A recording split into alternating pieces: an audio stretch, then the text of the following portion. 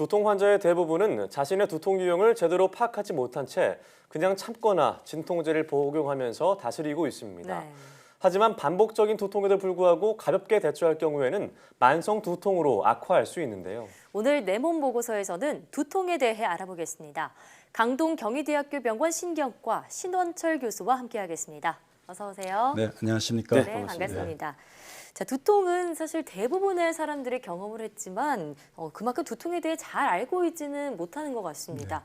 두통은 구체적으로 어떤 질환이라고 할 수 있을까요? 예, 두통은 머리와 얼굴에 나타나는 통증을 말합니다. 두통은 굉장히 흔한 증상으로요. 전체 인구의 약 70에서 80%가 1년에 한 번 이상의 두통을 경험한다고 할 정도니까 아주 흔하죠.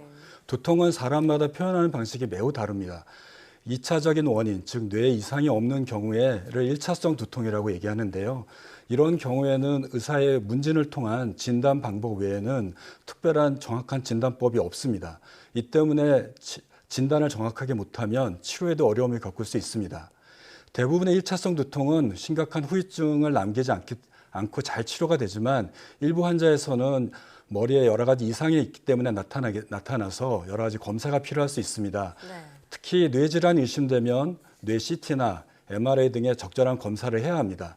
특히 작년부터는 2차성 두통이 의심돼서 시행하는 뇌 MRI나 뇌 CT는 건강보험이 적용돼서 아주 적은 비용으로 검사가 가능해졌습니다. 네, 두통이 발생하는 여러 가지 원인들이 있겠지만 어떤 이유들이 있을까요?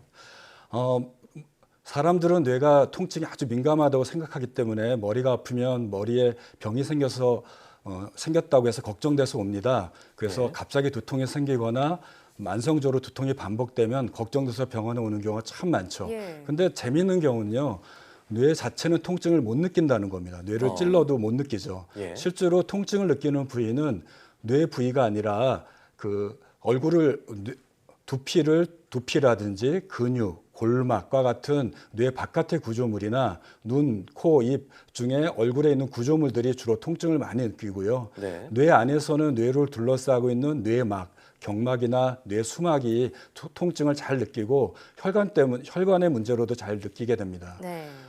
두통은 두개강 내 내부나 외부의 통증이 민감한 물질이 어떤 원인에 의해서 압력이나 또 이로 인해서 변형이 되는 경우, 염증에 의해서 자극이 되는 경우 또는 여러 가지 유발 인자로 인해서 혈관이 변화가 되는 경우에 두통이 발생하게 됩니다. 따라서 뇌종양이나 뇌출혈 등의 일반적인 두통을 일으키는 심각한 병에 걸렸더라도 그 크기가 작을 때는 통증을 전혀 느낄 수 없습니다. 그러나 크기가 점차 커지면서 이런 통증을 일으키는 구조물들이 압박받게 되면 통증이 나타나게 되는 경우죠. 이렇게 심각한 원인 외에도 혈압이 갑자기 높아진다든지 또 열이 나서 혈관이 확장되는 경우에도 두통이 발생할 수 있습니다. 네, 두통은 이처럼 심각한 질병의 신호일 수 있기 때문에 앞으로는 좀 주의 깊게 살펴야겠군요. 자, 그런데 두통하면 되게 머리가 아픈 증상을 떠올리는데 증상이 참 다양하다고요. 예, 두통의 종류가 약 30가지가 넘는다고 하니까 두통의 이런 종류에 따라서 증상도 다양하게 나타납니다. 그런데 앞에 말씀드린 대로 우리가 두통을 진단하는 경우는 두통에 호소하는 증상을 조합해서 진단하게 되는데요. 가장 흔한 두통이 긴장성 두통입니다. 주로 스트레스라든지 피로, 걱정, 또 몸에 여러 가지 힘든 과정이 나타났을 때 머리를 밴드로 조이거나 누르는 압박하는 두통이 약 한 수십 분에서 수시간 정도 지속되는 두통인데요. 주로 오전보다는 오후에 증상이 나타나게 됩니다.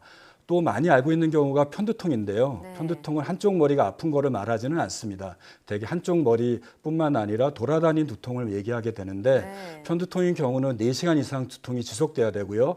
그리고 쿵쿵거리면서 욱신욱신 거리는 두통이 나타나면서 속이 미식거리고 토하는 증상에 동반되게 됩니다. 그 외에도 찌그러져 보이거나 사물이 어긋나서 보이는 경우도 많이 있습니다.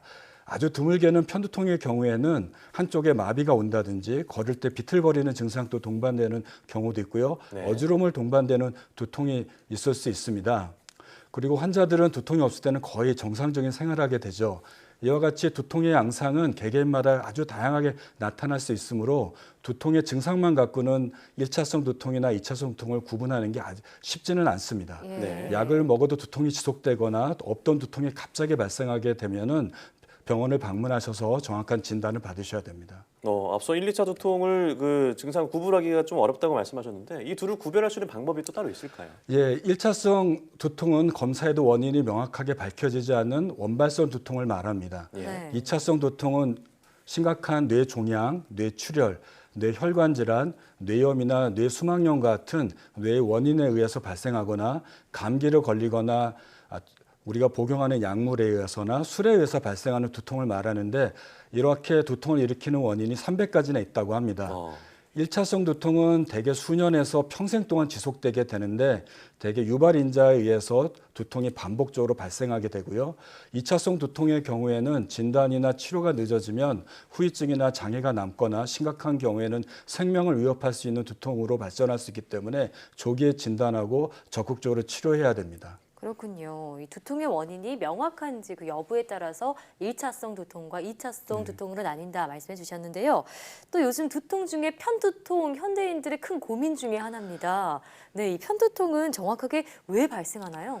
예, 편두통은 전체 인구의 15%에서 한 20% 정도 발생할 정도로 아주 흔한 두통이고요. 네. 여성들이 남성보다 약 3배 정도 더 많이 발생한다고 알려져 있습니다. 약 3분의 2 정도에서는 유전이 되기 때문에 부모의 한쪽에 편두통이 있다면 자녀의 40%, 네. 양쪽 부모가 편두통을 앓고 있다면 자녀의 90%가 편두통을 앓게 된다고 합니다. 네. 편두통은 스트레스나 피로, 수면 부족, 또 불규칙한 식사, MSG 같은 물질이 많이 들어가는 음식을 먹거나 커피를 너무 과도하게 먹거나 또는 먹던 커피를 갑자기 안 먹거나 최근과 같이 날씨가 급격하게 변하면 두통이 발생해 주거나 재발할 수 있습니다. 네, 유전적인 영향도 있지만 환경적인 요인도 있군요. 예. 자, 그런데 두통 보통 우리가 두통약으로 쉽게 해결을 하려고 하잖아요. 구체적으로 치료법이 어떻게 될까요? 예, 물론 두통의 경우에 일반적으로 진통제를 많이 찾게 되는데요. 이런 1차성 두통인 경우에는 진통제로 잘 조절되지 않는 경우가 많습니다. 네. 그래서 각각의 두통의 종류에 따라 치료약제가 다양하게 사용되기 때문에 종류에 따라 적극적으로 약을 나눠서 사용해야 됩니다. 먼저 예를 들면 가장 흔한 1차성 두통인 경우에는 1차성 두통의 긴장성 두통은 진통제 외에도 근육 이완제나 약간 신경 안정제를 복용하게 되면 쉽게 회복이 되고요. 네. 편두통인 경우에는 진통제도 물론 사용하지만 혈관을 조절하는 트립탄이라든지 베타 블로커 같은 약물을 사용하게 되면 두통이 아주 빠르게 조절될 수 있습니다. 네. 하지만 두통이 반복된다 해서 우리가 두통약, 특히 진통제를 매일매일 복용하게 되면 약물의 오남용도 생겨서 간 손상이나 신장 손상을 일으키고 되고요. 또 매일 복용하게 되면 진통제 중독이 돼서 약을 먹지 않고는 두통을 견딜 수 없는 만성 매일 두통으로 생길 수 있기 때문에 반드시 정확한 진단과 적절한 치료가 필요합니다. 네. 그럼 두통을 우리 생활 속에서 어떻게 예방하는 것이 좋을까요? 예, 두통을 예방하는 방법에는 우선 1차성 두통인 경우에는 대개 유발인자 때문에 두통이 생기게 됩니다. 예. 그렇기 때문에 유발인자를 없애거나 잘 조절해야 됩니다. 그러기 위해서는 규칙적으로 운동하고 수면을 충분히 취해야 되고요. 식사를 거르지 말고 두통을 유발할 수 있는 음식들, 주로 카페인이라든지 술 같은 것들을 피해야 됩니다. 또 두통약을 너무 과용해서는 안 될 것 같습니다. 네. 정리하면 규칙적으로 먹고 자고 깨고 운동하면서 두통을 유발할 수 있는 과도한 스트레스나 술, 카페인, 두통 유발 음식을 피하면 두통을 예방할 수 있다고 합니다. 네, 우리가 매일 먹는 음식이 혹시 두통을 유발하는 원인이지는 않은지 이번 기회에 좀 알아보는 것도 좋겠네요. 오늘 말씀 잘 들었습니다. 네, 감사합니다.